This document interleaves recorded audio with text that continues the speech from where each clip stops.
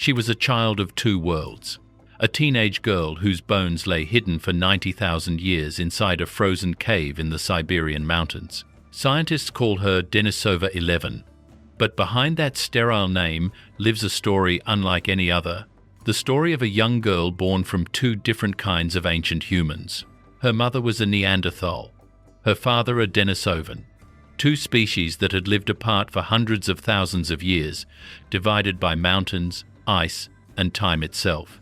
And yet, somehow, they met. She was not an accident of nature. She was the living result of the long rhythm of Earth, a rhythm of ice and fire, of separation and reunion that has shaped every chapter of our human story. Why did she exist? What chain of events drew her parents together in a frozen world where survival itself was a daily miracle? The answer lies not in luck, but in the beating heart of the planet, in the endless rise and fall of glaciers and warm intervals that have guided life on Earth for 2 million years. These are the glacial and interglacial cycles. When the ice advanced, it locked entire continents in silence, forcing animals and humans southward. When the ice retreated, the world reopened, forests spread, rivers ran free, and paths once buried beneath snow came alive again. It was during one of these warmer pulses that Neanderthals and Denisovans found each other, and in that fleeting window of warmth, Denisova 11 was born. Her tiny bones now speak for them and for us, because in her story lies the hidden map of our own evolution. In this tale, you'll discover why a single girl carries within her the deep history of all humanity. You'll see how every cycle of ice and thaw, every shift of desert and forest pushed our ancestors to move, to adapt, to love, and sometimes to vanish. The glaciers carved the land, but they also carved us. With each heartbeat of the Earth, humankind took another step forward or disappeared into the cold. Long before modern humans walked across Eurasia, two sister species ruled its vast lands. In the forests and river valleys of Europe and Western Asia lived the Neanderthals, powerful, broad-bodied hunters who thrived among oak woods, rolling hills, and mild grasslands. They built shelters from stone and bone, tended fires that cut through the long winters, and tracked great herds across open plains. Their world was one of rhythm and adaptation, shifting between icy winds and warm seasons, between scarcity and plenty. Far to the east, another branch of humanity endured in a harsher realm, the Denisovans.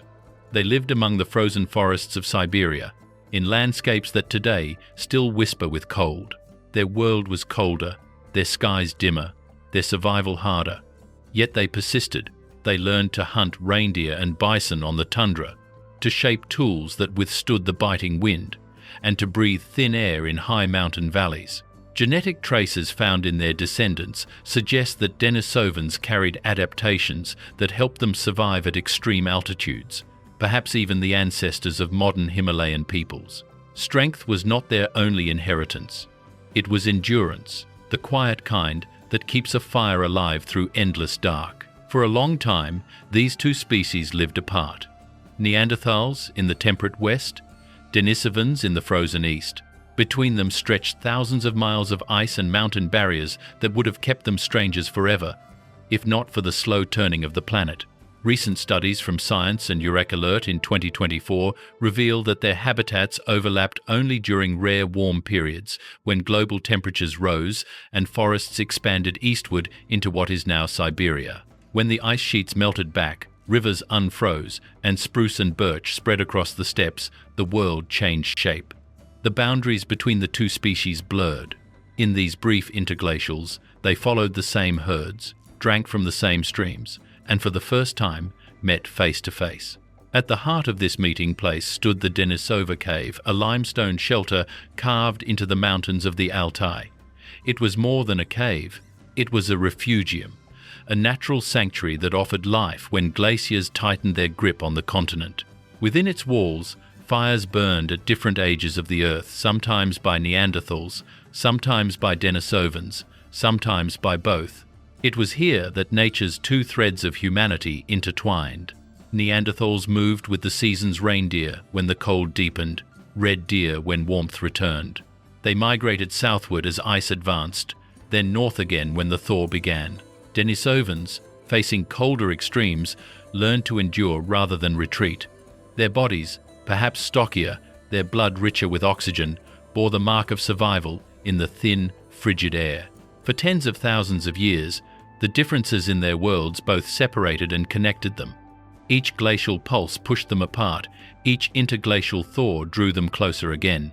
These cycles were the great breath of the earth, an invisible hand that shaped destiny. And so, during one of those rare, fleeting, warm intervals, the walls of ice pulled back once more. Valleys filled with grass, rivers sang again, and migration paths reopened. In that fragile corridor of warmth, the Neanderthals of the West and the Denisovans of the East finally crossed paths. Their meeting would leave a mark not only on their own time, but on the very DNA of the future. About 90,000 years ago, the world was changing once again. The ice sheets that had ruled for centuries began to retreat, and the great Siberian cold loosened its hold. Grasslands rolled northward, and birch forests stretched into the Altai Mountains, creating a narrow but fertile corridor that linked east and west. This was a brief interlude of warmth, a heartbeat in geological time, but it was enough to bring together two ancient peoples who had lived apart for thousands of generations. From the west came the Neanderthals, following herds of red deer and wild horses. From the east came the Denisovans, moving through the taiga forests in search of game. Somewhere in this green corridor, paths crossed. Fire met frost, and from that encounter, a child was born. Her name, given by scientists millennia later, is Denisova 11, or simply Deni. She never knew that she carried within her the legacy of two worlds. To her, life was the same struggle it had always been for her kind: to hunt, to keep warm, to survive. But her bones would one day tell a story far greater than any life lived before her.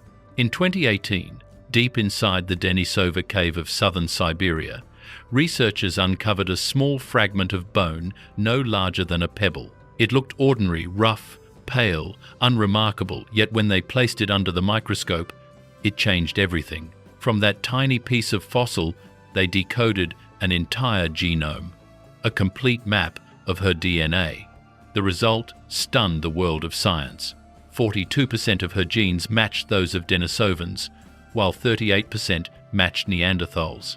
Her genetic diversity, what scientists call heterozygosity, was almost as high as that of modern humans living in Africa today.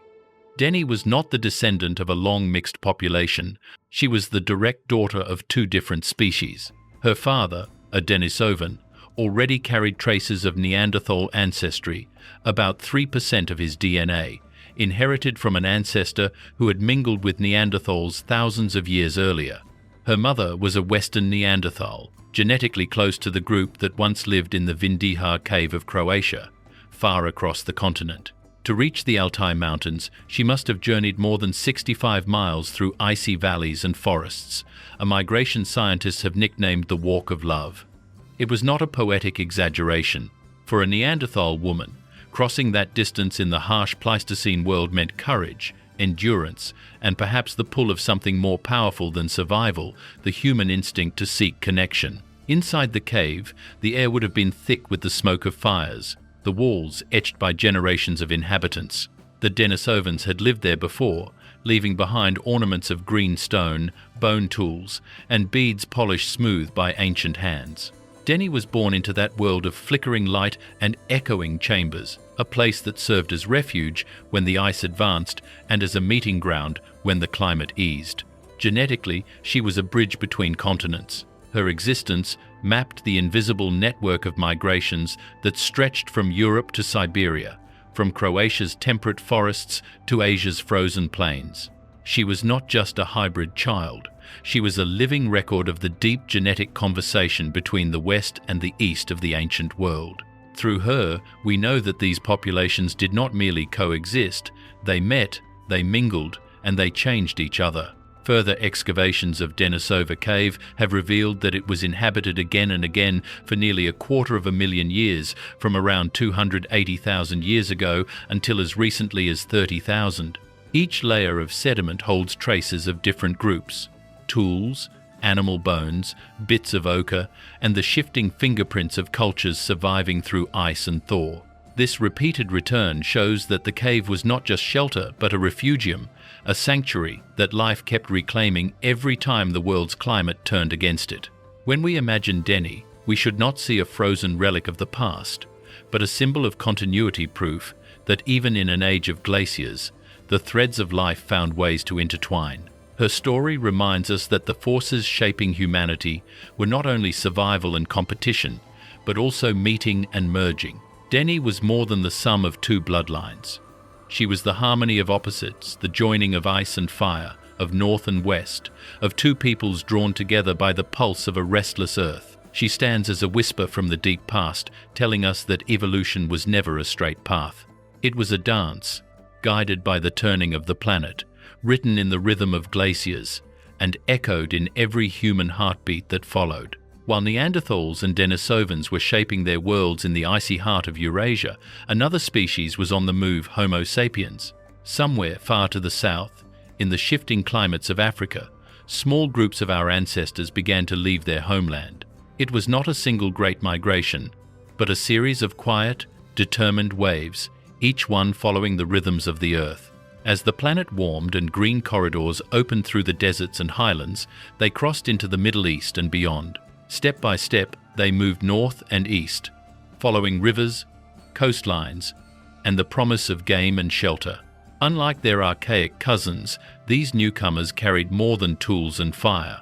They carried symbols, painted marks, carved beads, and songs that echoed memory and meaning.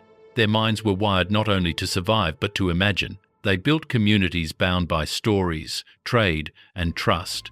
Their networks stretched across valleys and mountains, linking families separated by vast distances. They could share knowledge faster, adapt quicker, and pass ideas from one generation to the next. In a world ruled by change, that was the greatest weapon of all. For many years, scientists believed that climate alone must have doomed the Neanderthals, that glacial, cold, or shifting vegetation made their world collapse. But new simulations from the IBS ALF supercomputer tell a different story. Climate, it turns out, was not enough. Even the harshest cold merely thinned their numbers in certain regions. It could not erase them entirely. What truly sealed their fate was direct competition, the moment when Homo sapiens and Neanderthals shared the same land, hunted the same animals, and sought the same shelter. In those overlapping territories, even the smallest edge could decide the outcome. If sapiens hunted just a bit more efficiently, if their children survived just a little longer, if they resisted disease slightly better, the balance began to tip. Over thousands of years, that tiny advantage multiplied, until the Neanderthal presence faded like snow at the edge of spring. Genetic studies today reveal that these encounters were not only conflicts but unions as well. Every human alive now carries a small echo of those ancient meetings, about 1 to 2% of Neanderthal DNA within us. It means that before competition triumphed, there was connection. There were families, children, and shared moments under the same cold sky. Yet biology still drew the line. The sapiens' brain was organized differently, not larger, but more specialized for social thought, for language, for creativity. They could plan hunts across seasons, tell stories that united hundreds of people, and build alliances that extended far beyond the reach of kinship. In a time when survival meant cooperation, they had evolved to connect at a deeper level. So, as the millennia passed, Neanderthals dwindled. The caves they once filled with firelight grew silent. Their tools remained, their genes endured in us, but their voices were gone. And with their disappearance came something new, a turning point in the history of the Earth. For the first time since life began, one intelligent species had erased another. It was not cruelty, nor malice, that drove it, only the relentless tide of adaptation. But it marked a profound truth, that we, Homo sapiens, became the first beings capable of shaping not just our world, but the fate of every other form of intelligence beside us. The first extinction caused not by ice or fire, but by thought, by language, by us. The glaciers had set the stage, but the final act was ours, and from that moment on, the Earth belonged to the storytellers. The story of Denisova 11, of Neanderthals and Denisovans, and even of us, cannot be told without the pulse of the planet itself. Earth has always breathed in long, slow rhythms, ages of ice followed by ages of warmth. These were not random changes. They were the steady beat of glacial and interglacial cycles, the metronome of evolution. Every few tens of thousands of years, the tilt of the planet and the pull of its orbit shifted sunlight and seasons, setting in motion a chain reaction that reshaped the face of the world. Scientists use a simple idea to explain how life responded to these endless shifts. They call it source-sink dynamics. It sounds technical, but the meaning is simple. When the climate was kind, when rivers ran deep, and the land was rich with food, those areas became sources, places of abundance, where populations could grow, explore, and push outward.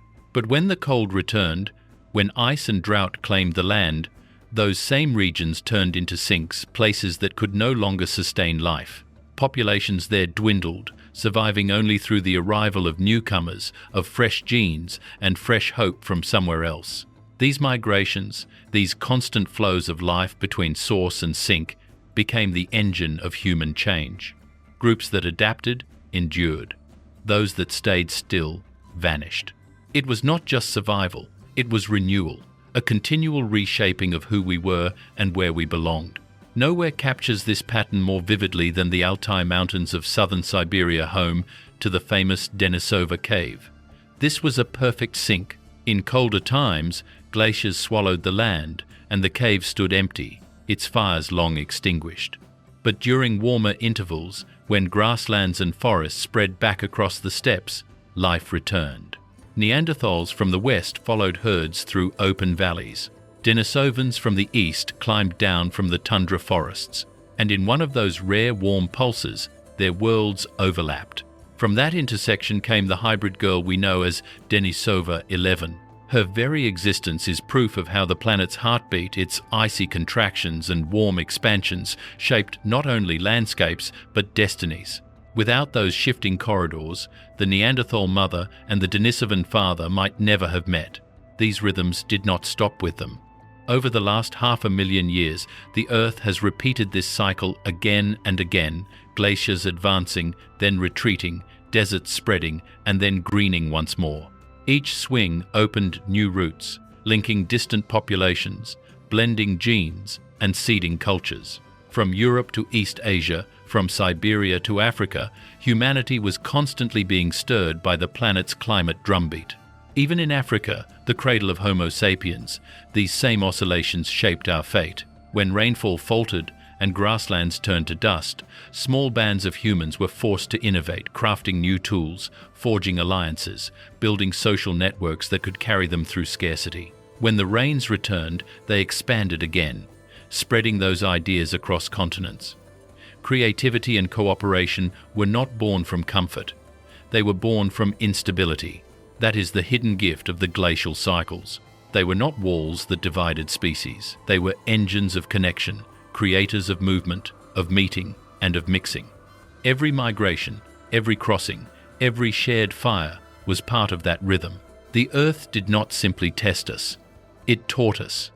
It sculpted our adaptability, our curiosity, our will to survive together. So when we look at the bones of Denisova 11, or trace the 1% of Neanderthal DNA in our own blood, we are seeing the fingerprints of those ancient rhythms, the source and the sink, the advance and the retreat, the eternal dance of ice and life. Glacial cycles were never barriers. They were the machinery of creation itself, the quiet, patient artist that carved us from the chaos of the changing world.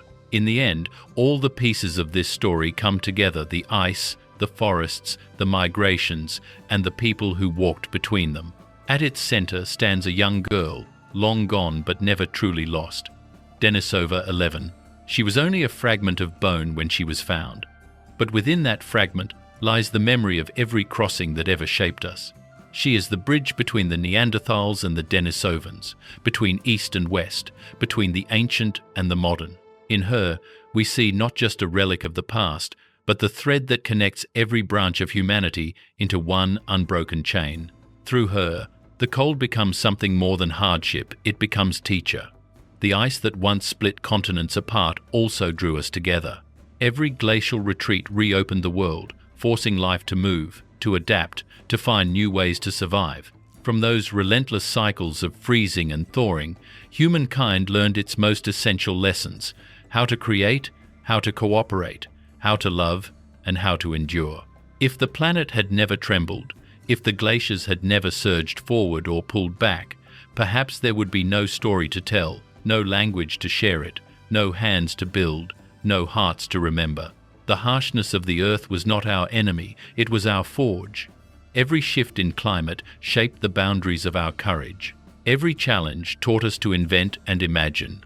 The same forces that carved valleys and mountains also carved the will that defines us. So when you think of Denisova 11, do not see her as a curiosity trapped in ice, but as a symbol of everything that binds us: the shared blood, the shared struggle, the shared fire that has passed from generation to generation. She is proof that connection, not isolation, is what made us human. Our story is not written only in fossils and DNA. It is written in the resilience that carried us through storm and silence, in the creativity that turned fear into knowledge, and in the compassion that made us care for one another beneath the endless cold. Glacial cycles forged our courage. Denisova 11 was not an accident, she was destiny written in ice. And in her frozen heartbeat, the story of all of us still lives.